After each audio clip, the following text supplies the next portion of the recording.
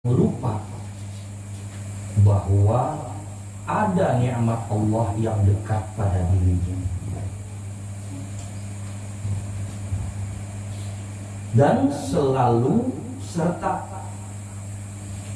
penglihatan, pendengaran, penciuman, pengerasa adalah bagian daripada nikmat Allah yang dekat pada diri kita. Namun banyak yang lupa akan nikmat Allah yang dekat pada dirinya.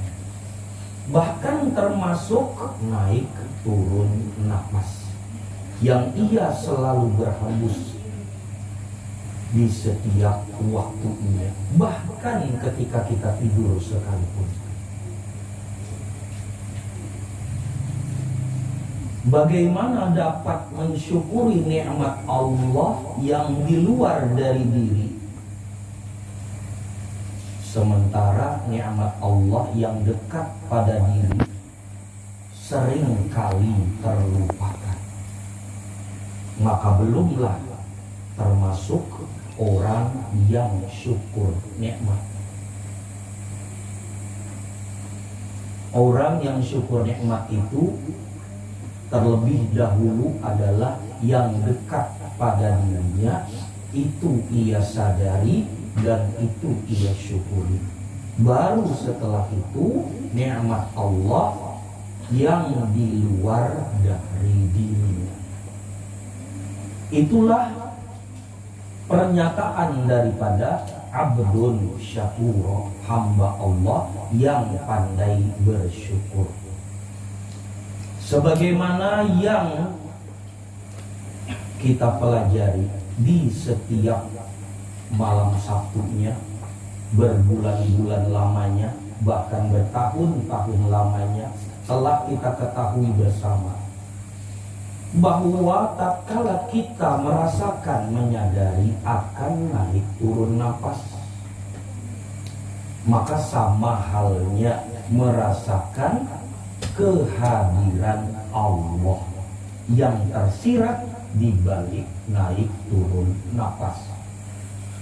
Maka sama halnya ia mensyukuri nikmat Allah. Begitu maksudnya. Jadi tidak cukup hanya sekedar diketahui saja. Oh iya, naik turun nafas ini tersirat di balik itu kehadiran Allah. Tahu sudah, tapi cukup diketahui aja? Tidak cukup. Maka belum dikatakan dia sebagai orang yang mendekat kepada Tuhannya. Dan belum pula dia dikatakan sebagai orang yang syukur nikmat. Orang yang mendekat kepada Tuhannya ialah orang yang merasakan kehadiran Tuhannya. Itu namanya mendekat. Dan otomatis secara tidak langsung dia pun dikatakan sebagai orang yang syukur nikmat. Karena menghirup nafas ini nikmat. Ya Allah, menghirup nafasnya lah nikmat. Coba lihat orang di rumah sakit sana kan, yang berpakai apa itu, selang kah apakah macam-macam, oksigen. Bermatian mencari nikmat Allah itu. Belum lagi harganya larang dua oksigen kan.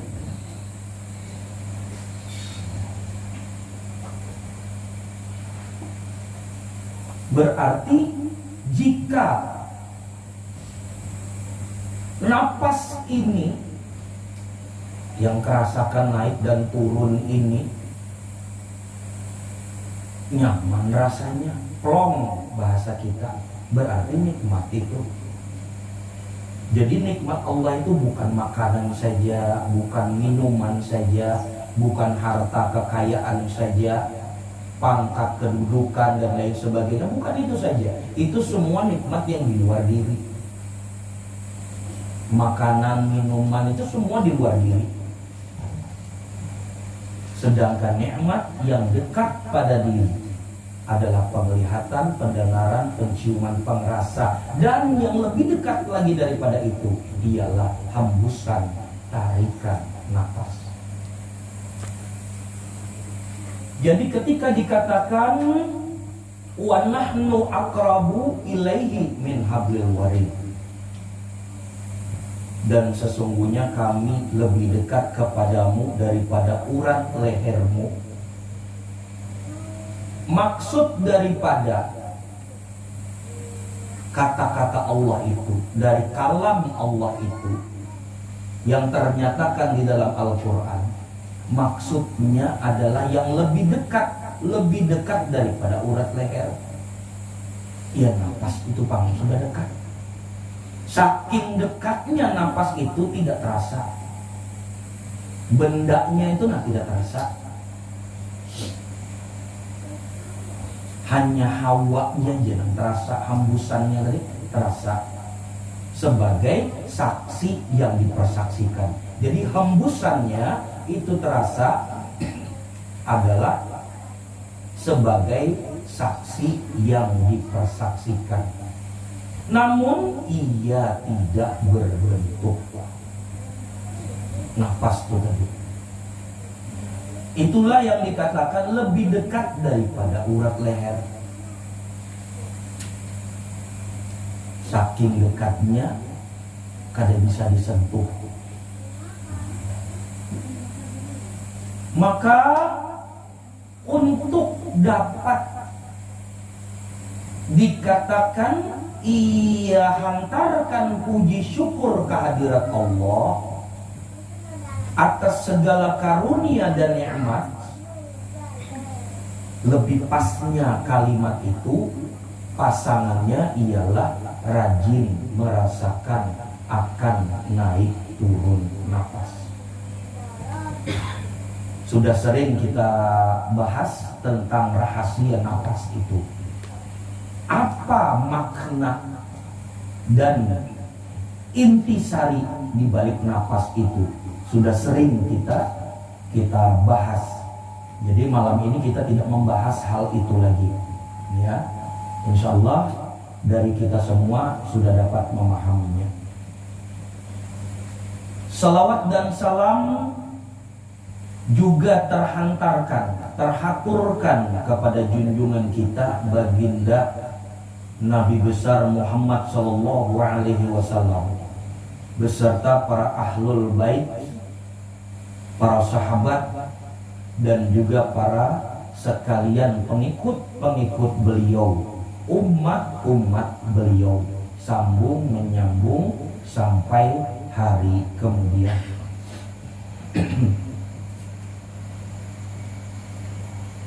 Kembali kepada pembahasan syukur nikmat. Tadilah di awal tadi, syukur nikmat. Kaitannya syukur nikmat itu ialah alhamdulillah. Syukur nikmat. Lah, syukur nikmat itu kaitannya ya alhamdulillah. Alhamdulillah itu adalah ungkapan rasa syukur ia kepada Allah. Ya. Alhamdulillah itu ialah ungkapan rasa syukur kepada Allah. Makanya sudah biasa dan umum di kalangan umat muslim ketika mendapatkan sesuatu nikmat, ketika menerima sesuatu kebaikan, maka dia mengucapkan alhamdulillah. Ungkapan sebagai tanda syukur nikmat. Akan tetapi mengucap alhamdulillah itu belum cukup. Kenapa? Karena masih sebatas ucapan. mengucap alhamdulillah itu belum cukup karena masih sebatas ucapan. Sedangkan ruhnya belum masuk ke dalam inti alhamdulillah. Kalau mengucap alhamdulillah aja orang di luar Islam dia bisa, ya kan? Pernahlah mendengar orang di luar Islam mengucap alhamdulillah? Baik dia orang Nasrani mungkin, baik dia orang Buddha mungkin, orang Hindu mungkin. Ada kalau lah mungkin pernah mendengar dia mengucap alhamdulillah. Apakah bisa dikatakan dia bersyukur? Tidak. Selagi dia belum menemukan al-Islam, maka belumlah dia dikatakan orang yang bersyukur, walaupun lisannya mengucapkan alhamdulillah.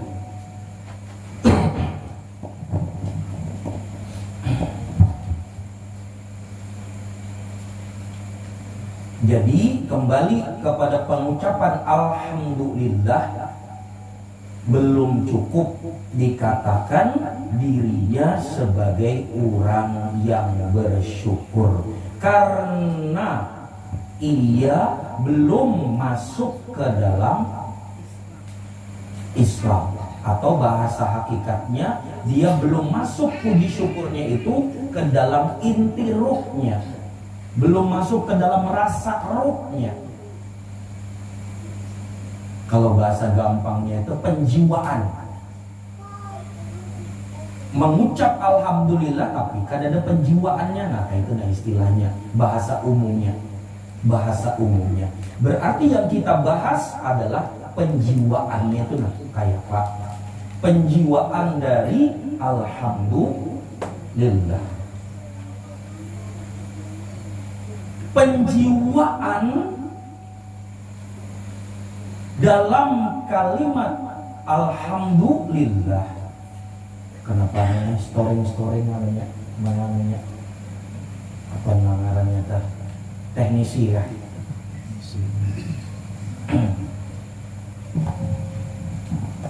Apa tadi sudah sampai mana tadi? Penjiwa dari kalimat alhamdulillah. Sebelumnya Belum masuk ke dalam bahasa rohnya atau penjiwaan. Ya kalau Bapak Dir kadang berpikir tuh kayak itu lupa. Nah, soalnya saya kalau sudah nyampaikan gini saya nggak pakai pikiran lagi, sudah pokoknya keluar aja. Terganggu sedikit deh, ingat sudah apa tadi tak? Cuma dulu lah, apa tadi lah. Ingatnya penjiwaannya Jepang tadi tak? Penjiwaan. Belum dikatakan bersyukur sebelum masuk dalam alhamdulillah. Iya. Penjiwaan. Nah itu bahasa umumnya lah penjiwaan. Bahasa gampangnya, bahasa manusianya penjiwaan. Yang dimaksud dengan penjiwaan itu ialah ia mengerti akan sesuatu yang ia dapatkan. Itu namanya penjiwaan. Ada kopi di hadapan misalkan, ia tahu apa yang ada di hadapannya itu. Tahu tadi itu bukan ilmu lah, amun ilmu tadi itu hanya sekedar akal pikir. Yang dimaksud tahu di situ ia sudah merasakan.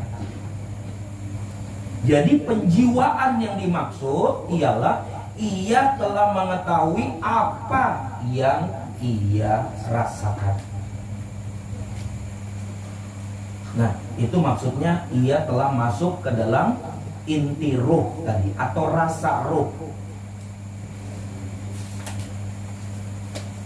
Barulah ia benar dikatakan termasuk orang yang bersyukur. Alhamdulillah. Nah ini datang ingatan sedikit, malam Sabtu kemarin ada masuk ini alhamdulillah. Ya kalau ada salah nang ingat nang tahu malam Sabtu lalu. Alhamdulillah. Kaitannya kepada zat maha mutlak. yang diisyaratkan seperti alif yang berdiri dengan sendirinya. Sekilas lah, alif yang berdiri dengan sendirinya atau diumpamakan sebagai zat maha mutlak. Sebagai zat maha mutlak. Alif yang berdiri dengan sendirinya, maksudnya sebelum ada apa-apa, tiap-tiap segala sesuatu belum ada, semuanya belum ada, apapun belum ada, hanya dia sendiri yang ada, hidup lagi berdiri dengan sendirinya. Alif. Dan ia yang berdiri dengan sendirinya itu terang benderang, lagi bercahaya. Bercahaya, lagi terang benderang cahayanya. Dia yang hidup lagi berdiri dengan sendirinya itu, yang sebelum ada apa-apa tiap-tiap segala sesuatu, ia bercahaya, lagi terang benderang cahayanya. Lalu saya ilustrasikan di malam Sabtu yang lalu, ini cahayanya.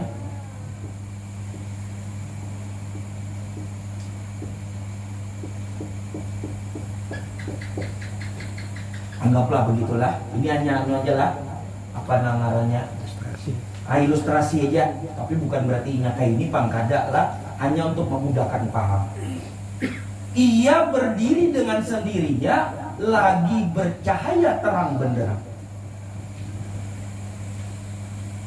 Dan dirinya dengan cahayanya itu tiada terpisah. Ia dengan cahayanya itu, yang terang benderang itu, tiada terpisah. Nah, sedikit kita pahami, kupas supaya ketemu ininya tadi.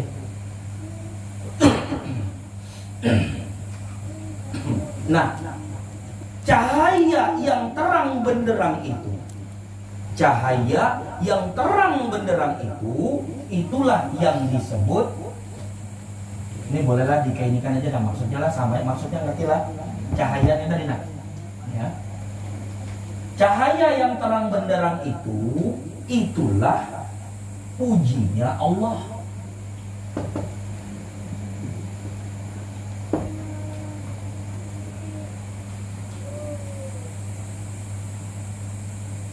Misalkan ada lampu, lampunya hidup nih, terangnya lah, lampunya lah. Nah berarti kita mau uji lampu tuh, ya kalau lah.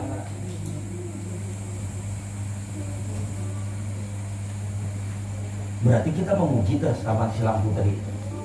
Bagusnya lah, cahayanya lah, terangnya lah, cahayanya lah. Bagus pulang warnanya, misalkan. Kayak. Tapi ketika anggaplah lampu itu kan ada cahayanya, kada kita puji, ya lah. Lampu itu kita puji ketika bercahaya. Lihat aja kalau malam hari itu banyak aja lampu-lampu menyalaan di jalanan dah. Kalau ada yang unik-unik, yang aneh-aneh pasti kita puji. Bagusnya lah, lampunya lah, warnanya terang benar aja. Sudahnya kalau di Samarinda daerah tepian tuh banyak benar lampu-lampu tuh, sampai tiang listrik aja dilampui. Nah, cahaya ketika dikatakan ia terang, berarti ini pujiannya. Yang dipuji yang ini, ya Allah. Nah, ini pujinya. Ini yang dipuji, yang di dalamnya tadi, yang memiliki cahaya tadi.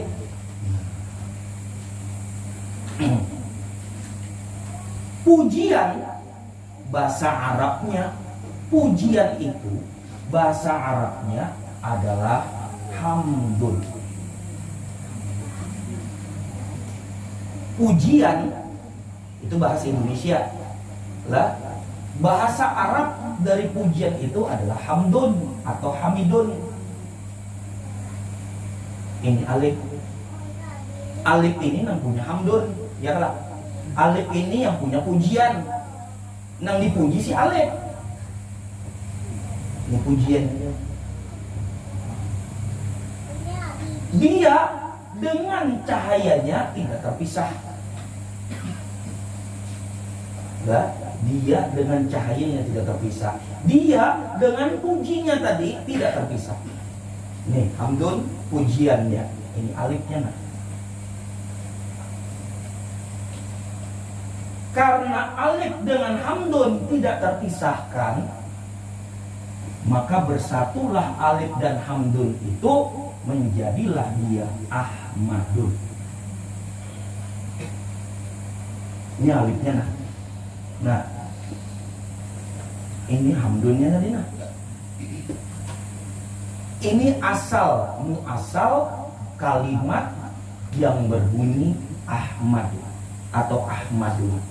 Ya ini asalnya tadi, maksudnya tadi supaya tahu bukan hanya sekedar nama, bukan hanya sekedar nama, tapi ada makna di balik nama itu. Nah ini biar tahu, jadi rinciannya tadi. Berarti cobalah tadi simak lagi. Alif dan hamdun ketika dia bersatu, maka dikenallah dengan sebutan atau nama Ahmad. Ya. Ahmad itu sudah pernah kita bahas. Ahmadun itu arti Indonesianya adalah yang maha terpuji.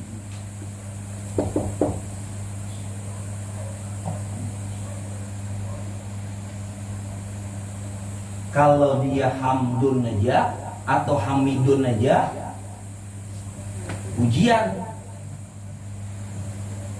Tapi kalau dia ada alif di depannya, jadi Ahmad, artinya yang maha terpuji.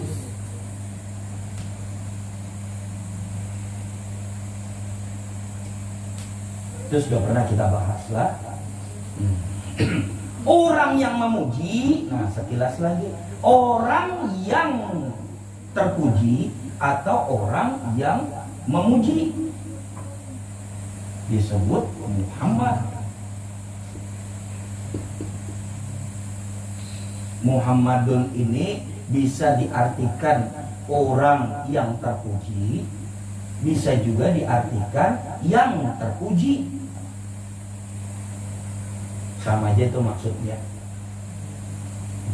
Ini kedohirannya, ini batinnya.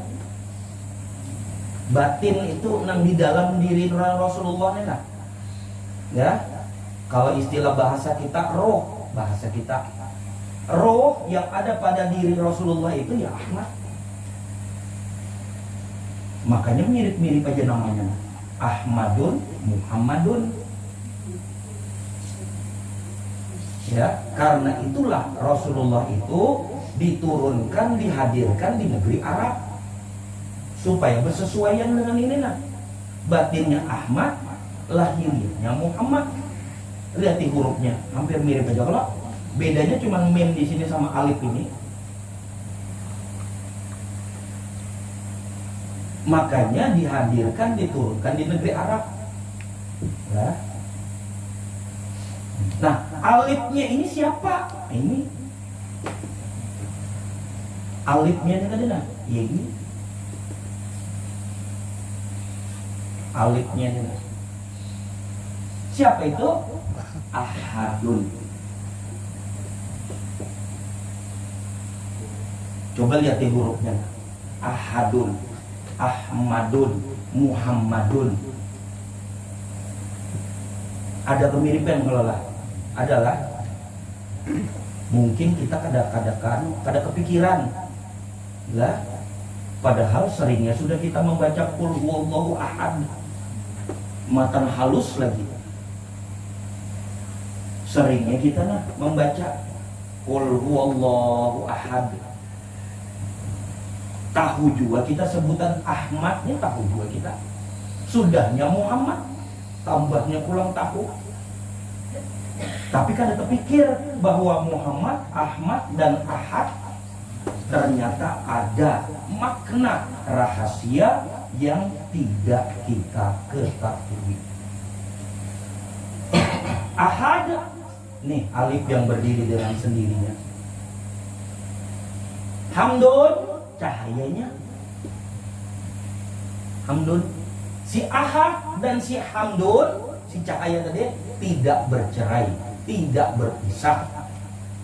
Maka dikenallah ia dengan asma Ahmadun atau Ahmad.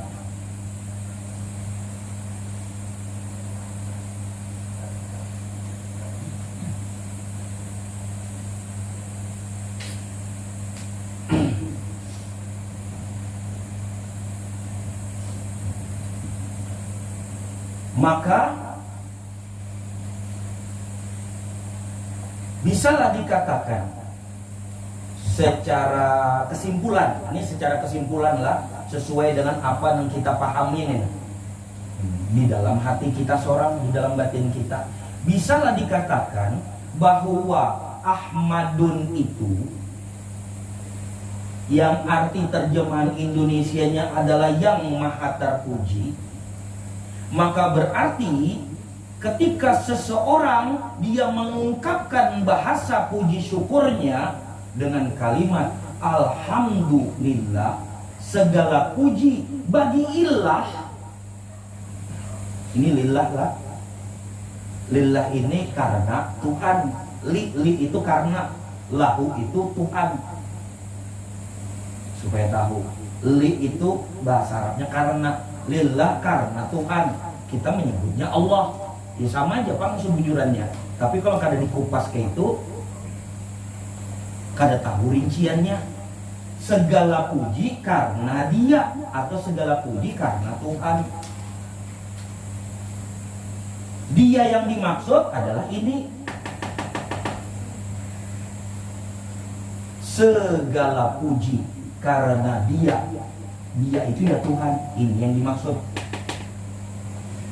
Dan Dia ini yang dikatakan Tuhan tidak bercerai dengan cahayanya. Jujur kada? Bisalah dikatakan bahwasannya Dia dan cahayanya itu karena tidak berpisah, berarti ya Ahmad. Iyalah. Nah, kesimpulannya ini coba simpulkan aja dulu lah.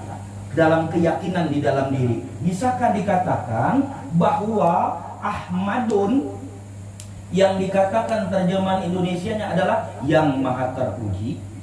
Maka ketika seseorang mengucapkan puji syukurnya dengan kalimat Alhamdulillah, maka tujuan puji syukur tadi itu kesini lah. Iyalah, ini pengertiannya. Iyalah. Nah itu yang dipahami. Itu yang harus dimengerti, sehingga kada tersalah menempatkan ini. Menempatkan kalimat Alhamdulillah, tahu duduknya ke sini nah. Melalui ilmunya tadi yang diketahui Ahmadun. Ternyata ini nah. Coba kalau kada diketahui, akhirnya ngambang. Mengucap Alhamdulillah, kemana Alhamdulillahnya? Kayak itu nah maksudnya. Ada makanan di hadapan, Alhamdulillah. Alhamdulillahnya kemakan nih. Padahal makanan itu makhluk. Ya lah. Ada minuman di hadapan, Alhamdulillah. Alhamdulillahnya ke minuman. Padahal minuman itu makhluk. Kayak itu nah maksudnya. Ada kita mendapatkan karunia-karunia Allah, nikmat-nikmat Allah yang lain, baik itu berupa harta, kedudukan, tahta, lalu mengucap Alhamdulillah. Tapi yang di hadapan harta itu makhluk. Berarti Alhamdulillah jangan ke sesuatunya, tapi ke si pemilik sesuatu. Nah ini yang kita uraikan. supaya Islamnya itu benar, supaya Islamnya itu sempurna, supaya Islamnya itu berada di dalam ridho Allah. Itu maksudnya. Supaya tidak tersalah menempatkan. Alhamdulillah, penempatannya adalah Ahmad. Maksud pengertiannya ini,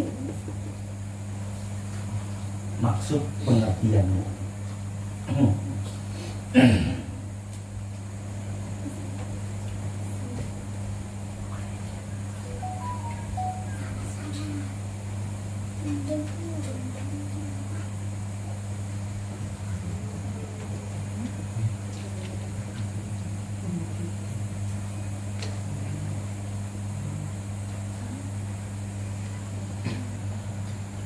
Alhamdulillah.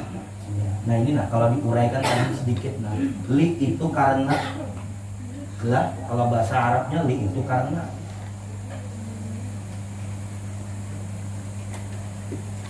Lahu, nah setelah li lahu itu kepunyaannya. Lahu ma fis samawati wa ma fil ardh, kepunyaannya 7 lapis langit dan 7 lapis petala bumi dan barang apa-apa di antara keduanya. Lahu itu artinya menunjukkan dia, kepunyaannya. Li itu karena, lillahi ta'ala, karena, ya kan kayak gitu kan.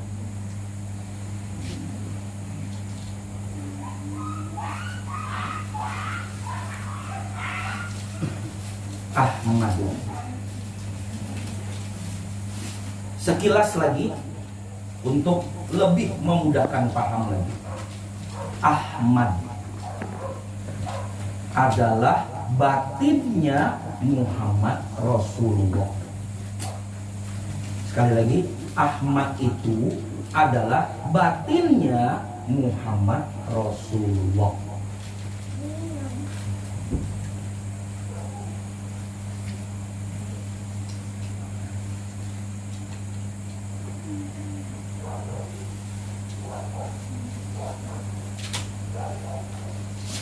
Karenanya beliau berkata dalam sabdanya, kata beliau, kata Muhammad Rasulullah, Ana Ahmadu. Lah, kata beliau, ini Muhammad yang berkata. Lah, coba dicermati. Muhammad Rasulullah berkata, Muhammad Rasulullah, Ana Ahmadun. Kenapa beliau tidak mengatakan aku adalah Muhammad? Ya kan kayak gitu maksudnya. Artinya beliau itu menjelaskan tentang siapa batin beliau itu, nah kayak itu maksudnya. Lahiriahnya mereka mengenal Muhammad, lahiriah fisik. Lahiriah yang berduduk bersama sahabat-sahabat itu, nah mereka mengenalnya Muhammad Rasulullah. Hal itu memang sudah dikenal oleh para sahabat. Lalu Rasulullah mau memperkenalkan batinnya, kayak gitu maksudnya. Seolah-olah beliau mau menjelaskan, kalian ini tahu sudah siapa aku lahiriah ini. Nah sekarang ketahui dua batinku, kayak gitu maksudnya. Kata beliau, Ana Ahmadu, aku adalah Ahmad. Artinya batin beliau itu adalah Ahmad. Dan kalaupun juga disambung lagi kalimat berikutnya, beliau mengatakan lagi bila mim. Ana Ahmadun bila mim.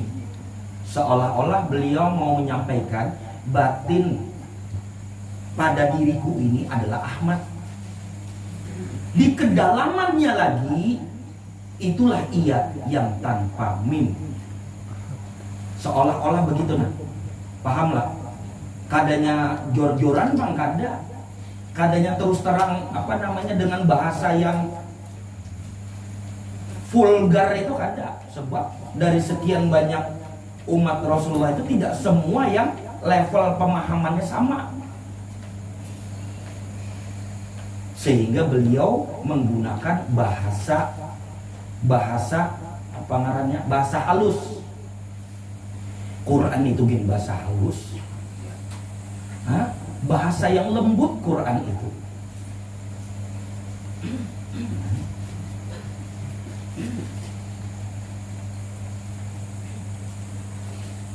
Ana Ahmadun. Ini Ahmad.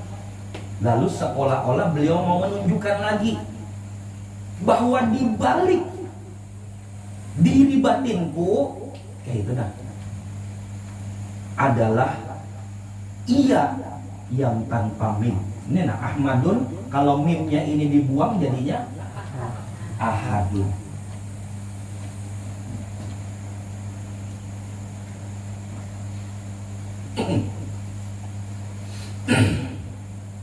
Pahamlah. Jadi apa yang kita uraikan, jadi mohon maaf aja, memang ada dulu itu sebagian dari kita,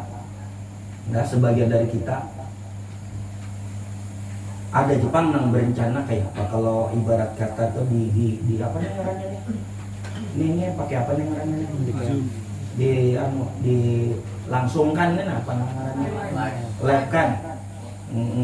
Kalau perlu dilakukan masuk ke Instagram, masuk ke mana lagi, Facebook, ya kan?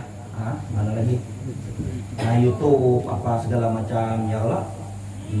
Jangan, kenapa? Karena tidak semua pendengar itu paham sampai situ. Pahamlah. Jadi ini cukup kita aja. Ya, cukup kita aja. Kada usah di macam-macamnya, kada usah. Biar Allah aja yang punya hak gitu maksudnya. Ya. Jangan umpat-umpatan ustadz ini, ustadz itu, kiai ini, kiai itu, masuk ke macam-macam itu kita tak usah. Ya, cukup kita aja. Kalau Allah menurunkan hidayah, datang aja tuh. Itu aja ceritanya. Walau di seberang lautan sekalipun, ibaratnya tuh kayak itu. Kalau Allah sudah menurunkan hidayah, ditemukan aja kan. Dengan caranya Allah, kan begitu kalau Instagram tuh cara kita tuh secara lahiriah. Facebook cara kita juga secara lahiriah. Maka biarlah Allah yang punya cara, kayak itu maksudnya. Suatu ketika, nah ini mau menjelaskan tentang Ahmadun dulu. Suatu ketika ada sebuah riwayat, yang riwayat ini tidak terlalu umum, hanya orang-orang tertentu saja yang mengetahui. Dalam suatu riwayat, Sayyidah Fatimah. Siapa Sayyidah Fatimah? Putri Rasulullah. Ini Fatimah juga namanya. Sayyidah Fatimah berkata kepada Sayyidina Ali. Sayyidina Ali siapa? Suaminya. Kata beliau, kata Sayyidah Fatimah, wahai Ali,